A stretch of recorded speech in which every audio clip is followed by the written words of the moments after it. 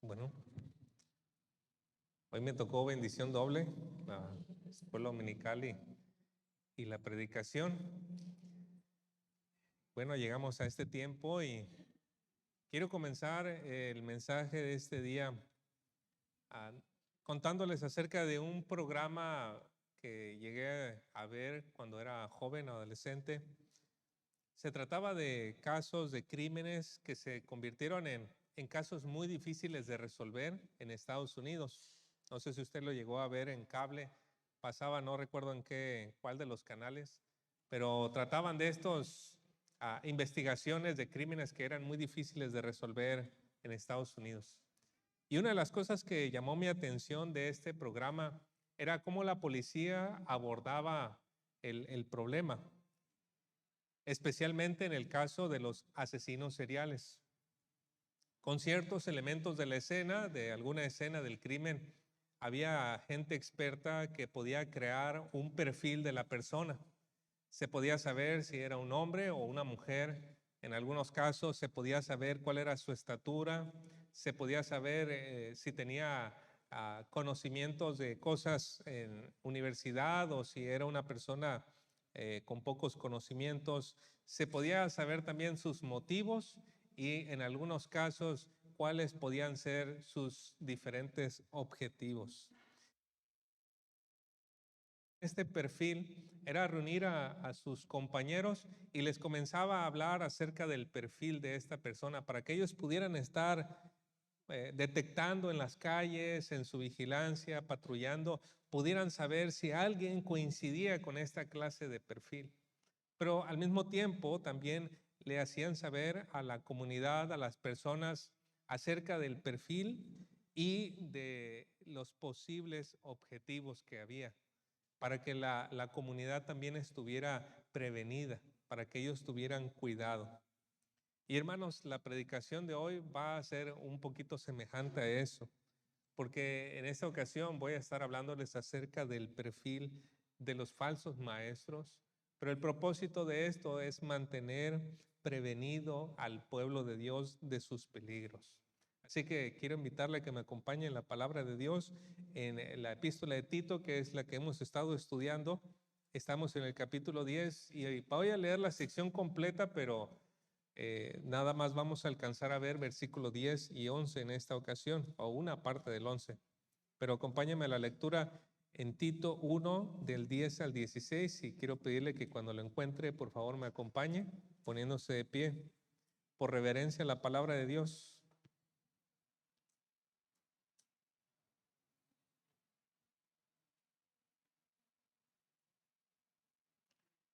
Dice la palabra de nuestro Dios en Tito 1, del 10 al 16. Porque hay aún muchos contumaces, habladores de vanidades y engañadores, mayormente los de la circuncisión, a los cuales es preciso tapar la boca, que trastornan casas enteras, enseñando por ganancia deshonesta lo que no conviene. Uno de ellos, su propio profeta, dijo: los cretenses, siempre mentirosos, malas bestias, glotones ociosos. Este testimonio es verdadero. Por tanto, repréndelos duramente para que sean sanos en la fe, no atendiendo a fábulas judaicas ni a mandamientos de hombres que se apartan de la verdad.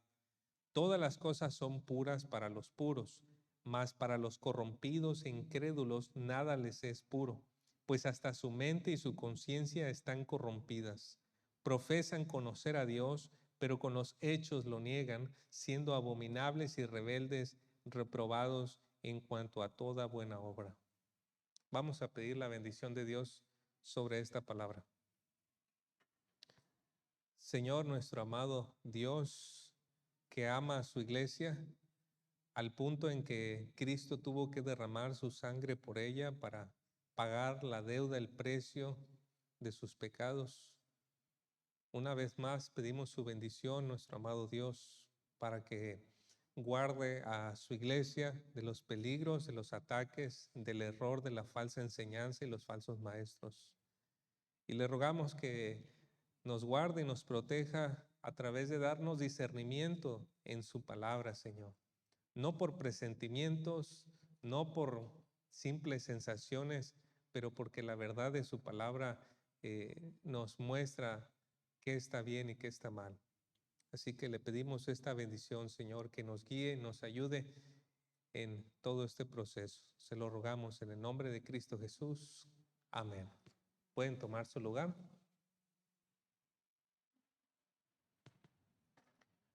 Por lo general, comienzo con el trasfondo de la carta en las predicaciones al momento de abordar el texto, pero en este caso me gustaría ir un poquito más básico a las suposiciones, a las cosas más básicas que damos por hecho al momento de entrar a un tema como este.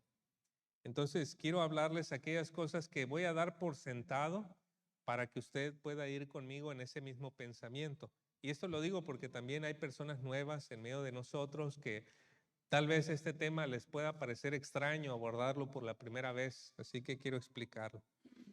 Primero que nada, doy por sentado que todos entendemos que existe el bien y el mal y que la norma que nos ayuda a distinguir qué está bien, qué está mal, la norma más segura, más confiable es la palabra de Dios, que nos dice qué está bien y qué está mal.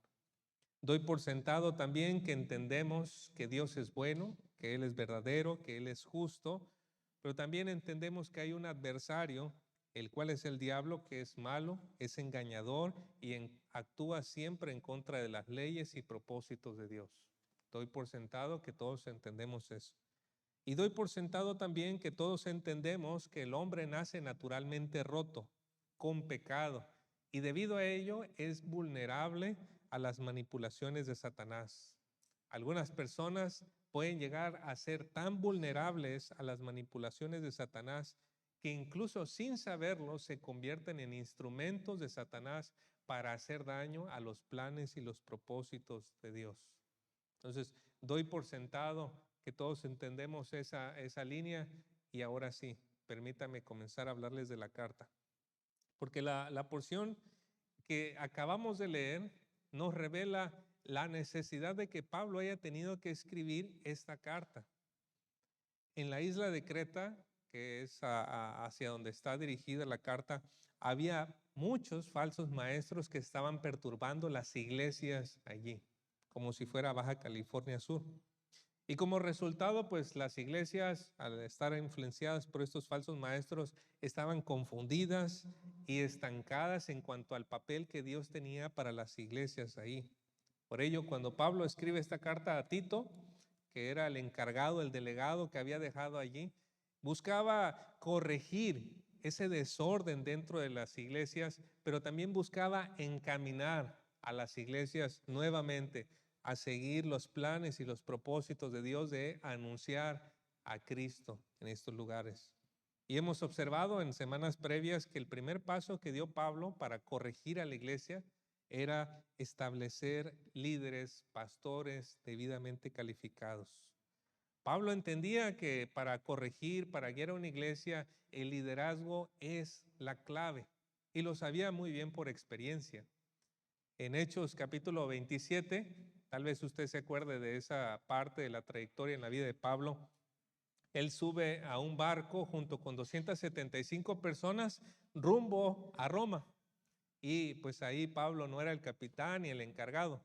Había un centurión, un soldado romano a cargo, estaba el dueño de la nave y estaba también el piloto. Y bueno, ellos embarcaron en ese destino y debido a las malas decisiones del centurión, casi mueren todos los tripulantes. Llegaron a un lugar donde Pablo les dijo: señores, es mejor que nos quedemos aquí a pasar el invierno. Es mejor estar en un lugar feo, pero vivir a emprender el viaje y que vayamos a morir en el camino.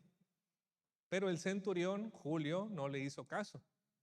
En lugar de eso, escuchó al capitán, escuchó al dueño del barco. ¿Y qué es lo que pasó? Vino una brisa agradable y dijeron: aquí es. Pero ¿sabe qué sucedió? El problema con la brisa más adelante es que se convirtió en un viento huracanado. Pablo ya lo sabía, él ya había pasado viajes de ese tipo, ya sabía qué podía suceder.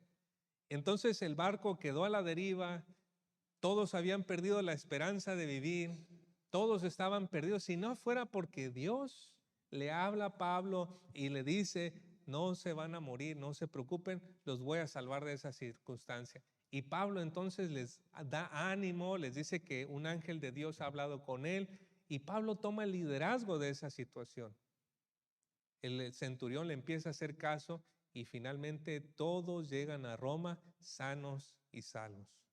La importancia de un liderazgo correcto. Y de manera más específico, o sea, en toda empresa, toda cosa que un hombre emprende, el liderazgo es muy importante, pero especialmente tratándose de la iglesia, el liderazgo es una cosa fundamental. Ahí en Tito 1, del 5 al 9, por eso Pablo describió, se tienen que establecer ancianos y deben tener estas características. Y ya los vimos en las semanas pasadas, ¿verdad?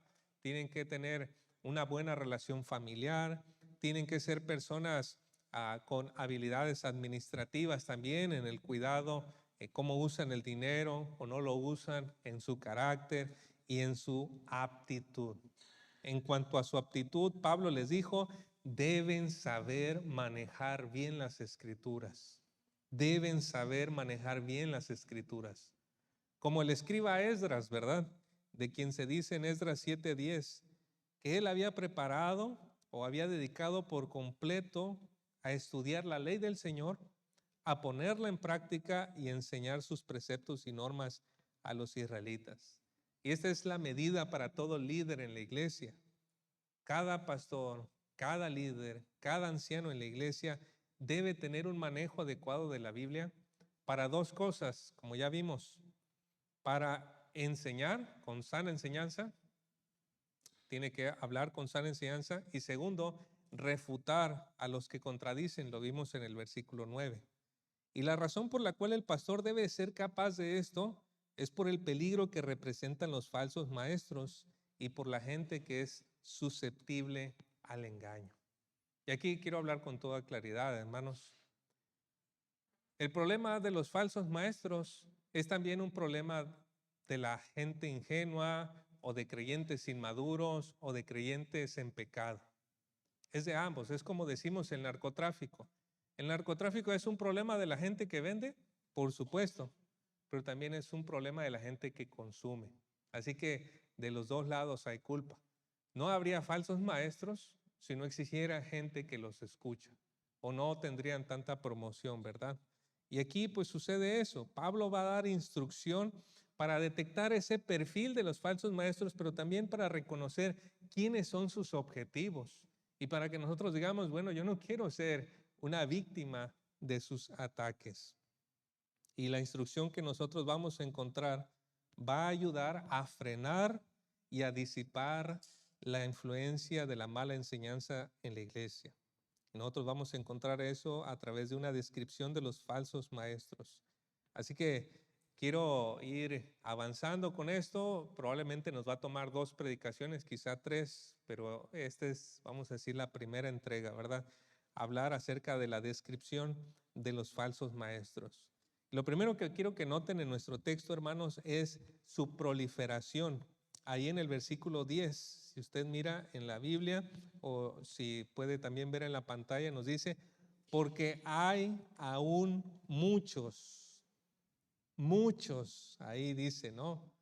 Imagínense que la policía fuera a nuestra casa y nos dijera, señores, les aconsejo que sus hijos anden con cuidado porque hay una persona que ahorita está en arresto domiciliario, y la causa es que esa persona era alguien que corrompía a niños y jóvenes.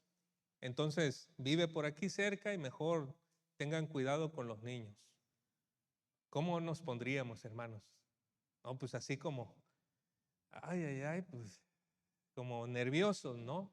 Una sola persona, un criminal allí en arresto domiciliario que puede hacerle daño a nuestros hijos, a nuestros jóvenes, adolescentes. Pero hermanos, ¿qué tal si nos dijera, hay muchos así? ¿No le diríamos a la autoridad acaso, por favor, manden vigilancia? Por favor, que no falte la iluminación en las calles. ¿No nos organizaríamos con las personas de la colonia, el fraccionamiento, y hablaríamos con ellos y les diríamos: oigan, tenemos que proteger a nuestra familia? Si ustedes ven alguna actividad sospechosa, haríamos todo eso, ¿verdad? Porque estaríamos cuidando a nuestra familia. Y Pablo no está haciendo menos que eso.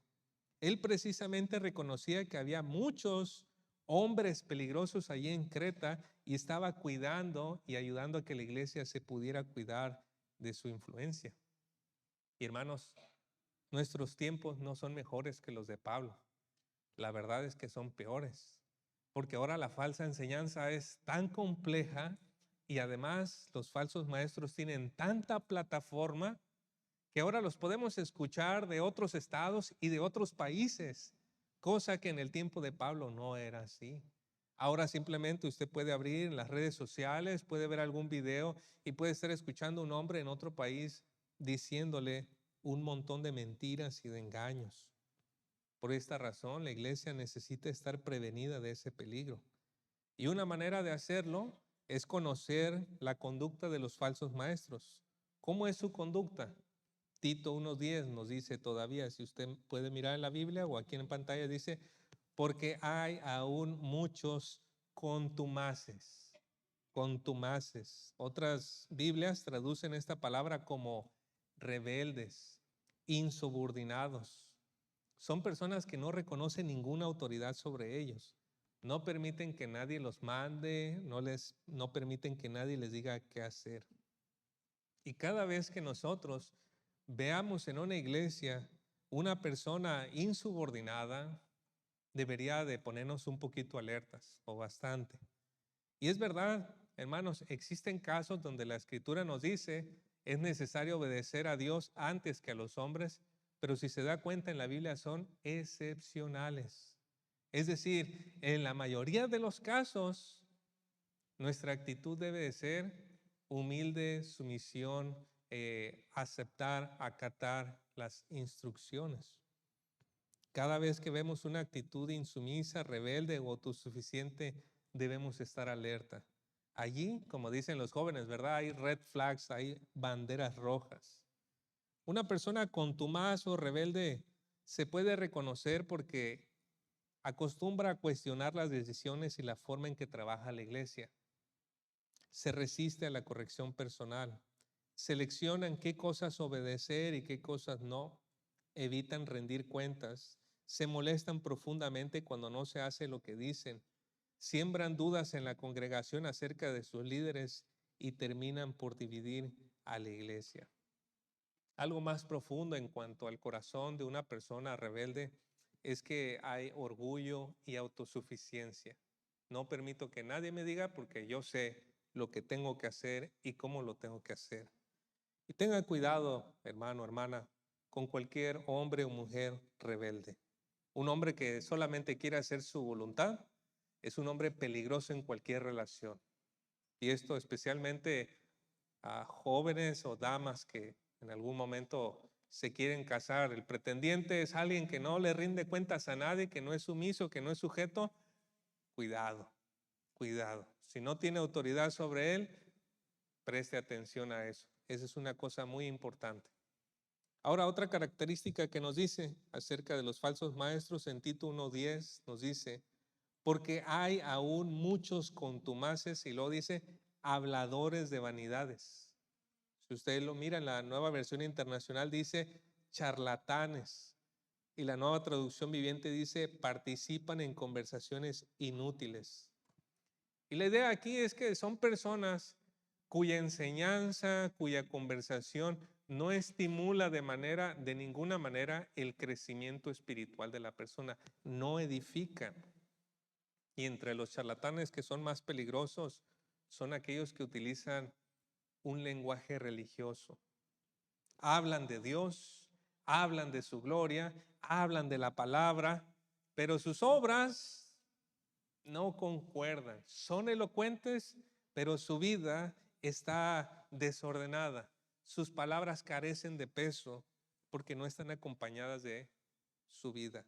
Ahí en Tito 1:16, más adelante, Pablo escribió: profesan conocer a Dios, pero con sus hechos lo niegan, siendo abominables y desobedientes e inútiles para cualquier obra buena.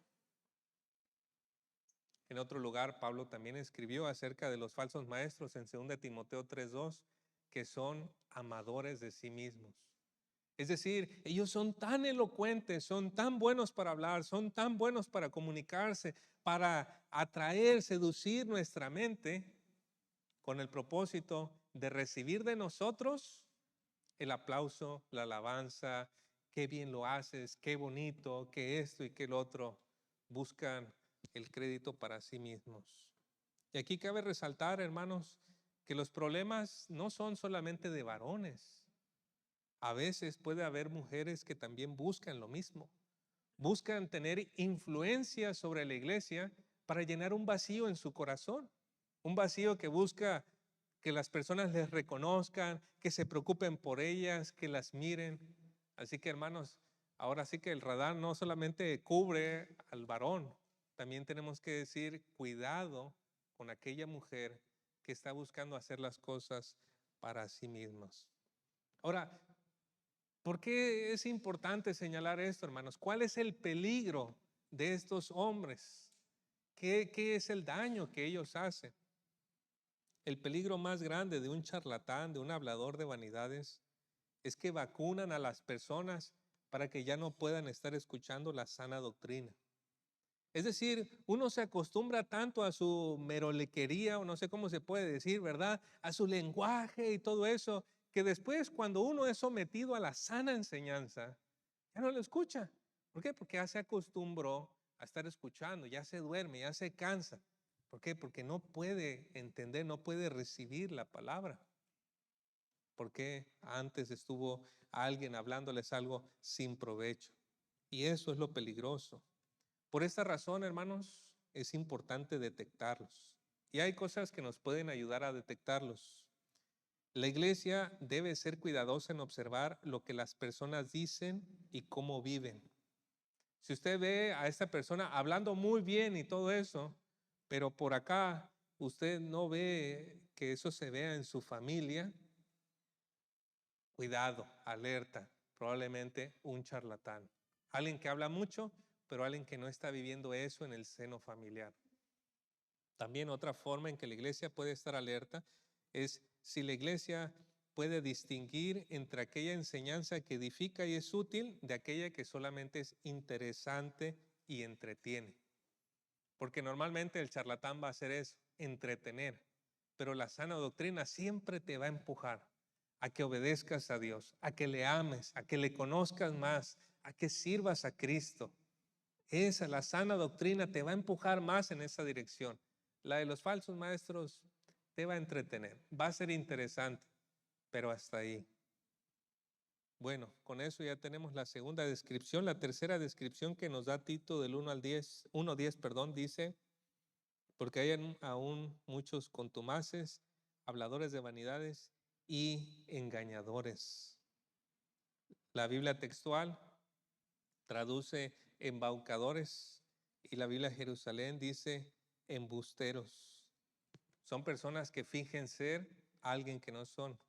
Viven con la máscara puesta, como decimos, ¿verdad? Y debido a que son personas que engañan, hermanos, se mueven de manera muy discreta. Actúan a espaldas del liderazgo de los pastores o de cualquier persona que los pueda llegar a cuestionar. Se mueven entre las sombras. Parecen gente muy desinteresada, preocupados por el bienestar de otros. Y todo eso buscan atraer la atención hacia sí mismos para que en el momento propicio puedan inyectar su veneno sobre las personas. Su modus operandi es muy peligroso porque son personas que buscan entrar a lo íntimo de tu vida. Les gusta saber de tu familia, de tu trabajo, de tus intereses, de tu salud. Están al tanto de ti sin que nadie se los haya pedido. Y una vez que entran en tu familia, empiezan a obtener los beneficios, empiezan a satisfacer sus deseos egoístas. ¿Es importante identificarlos? Sí, pero también es importante entender quiénes son sus objetivos. Entre sus blancos están personas decepcionadas del liderazgo, decepcionadas de la iglesia, decepcionadas de tantas cosas. Están personas rebeldes, están personas orgullosas, están personas ingenuas y están nuevos creyentes. Son sus objetivos.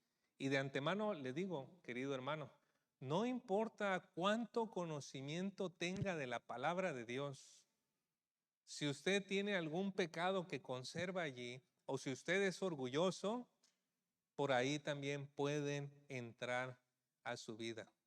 Y eso que lo acabo de decir, lo sustentaré con la palabra de Dios. En 2 Timoteo 3:6, Pablo escribió estas cosas. También dice, pues son, y puede mirar ahí en pantalla, de los que se las ingenian para meterse en las casas de otros y ganarse la confianza de mujeres vulnerables que cargan con la culpa del pecado y están dominadas por todo tipo de deseos. También en 2 Timoteo 4:3 dice, llegará el tiempo en que la gente no escuchará más la sólida y sana enseñanza.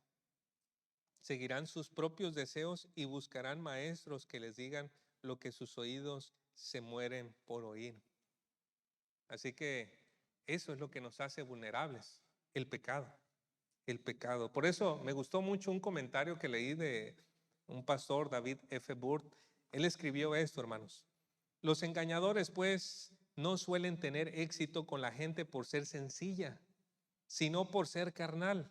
La salvaguardia que necesitamos de cara a ellos no es una extensa formación académica, sino un corazón limpio delante de Dios, la búsqueda sincera de su voluntad y la meditación continua en su palabra.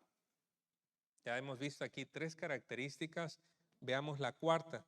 Nos dice ahí en Tito 1:10 que también son mayormente los de la circuncisión. ¿Quiénes son estos de la circuncisión? Pablo se refiere a ellos para hablar de los judíos. Y hay que entender un poquito del contexto de por qué ellos eran un problema en el ministerio de Pablo. Los profetas en el Antiguo Testamento anunciaron que Dios iba a hacer un nuevo pacto con su pueblo, con Israel. Y que en ese nuevo pacto habrían las bendiciones que estaban mejor todavía. Y lo interesante es que cuando Cristo muere en la cruz y por medio de su sangre derramada se establece ese nuevo pacto, lo interesante es que ahora las personas pueden entrar en ese nuevo pacto solo por la fe en Cristo. No necesitan convertirse en judíos, creer en Cristo y entonces disfrutar de los beneficios, sino que pueden recibir el Espíritu Santo de Dios, el perdón de sus pecados, solo por la fe en Cristo. Algunos judíos tardaron en entenderlo, otros judíos se molestaron mucho por eso. De tal manera que cuando Pablo hablaba acerca de la fe en Cristo es suficiente, muchos judíos iban detrás de Pablo para que después de que Pablo había echado la semilla, ellos echaban la cizaña para que creciera todo disparejo. Entonces, el problema eran estos judíos, no todos los judíos en general, pero los judíos que decían, no es suficiente la fe en Cristo, te tienes que hacer judío también.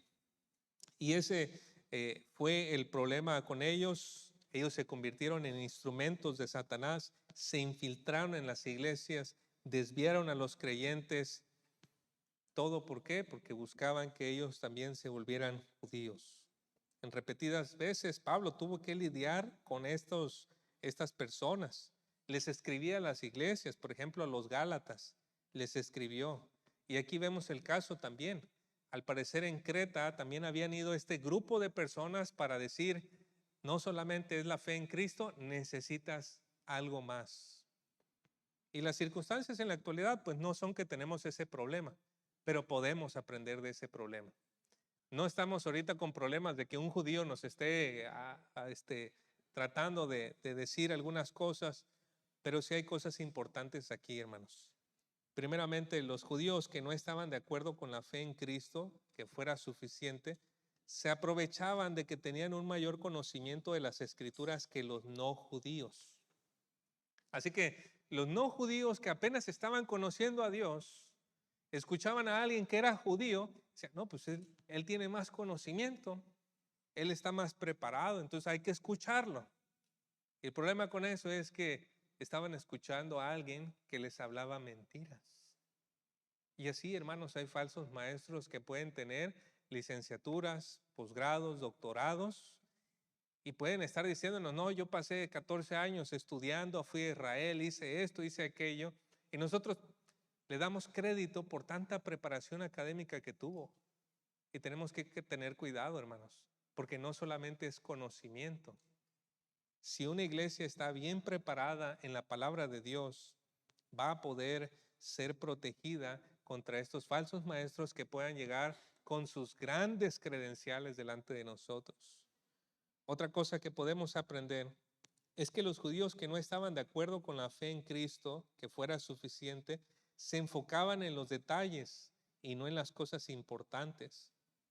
Ellos hablaban de qué alimentos son limpios y qué sucios. Ellos se enfocaban en mandamientos de hombres, en historias increíbles, en genealogías, en fiestas, en ayunos. Hablaban incluso de cosas que ni entendían, dice Pablo, ni entienden. Pero la sana doctrina siempre nos lleva a Cristo. La sana doctrina nos encamina, nos dirige a Cristo, a su obra, a su salvación.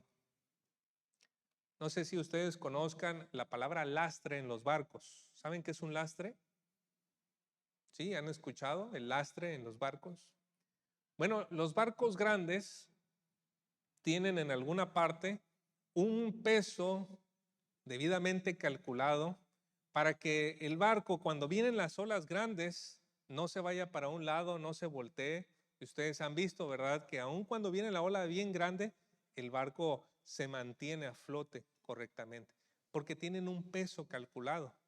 A veces es con agua para que tenga cierto movimiento adentro, a veces es un peso fijo, pero eso se llama el lastre. El lastre de una iglesia, hermanos, que nos ayuda a mantenernos firmes en medio de las embestidas, de las tormentas. El lastre es Cristo. Es Cristo y su obra. Y mientras estemos hablando de Él, conociéndolo a Él, buscándolo a Él, van a venir tormentas, van a venir falsas enseñanzas y se va a mover a veces el barquito, ¿verdad? Pero vamos a estar bien porque Cristo es nuestro lastre. Eso es lo verdaderamente importante.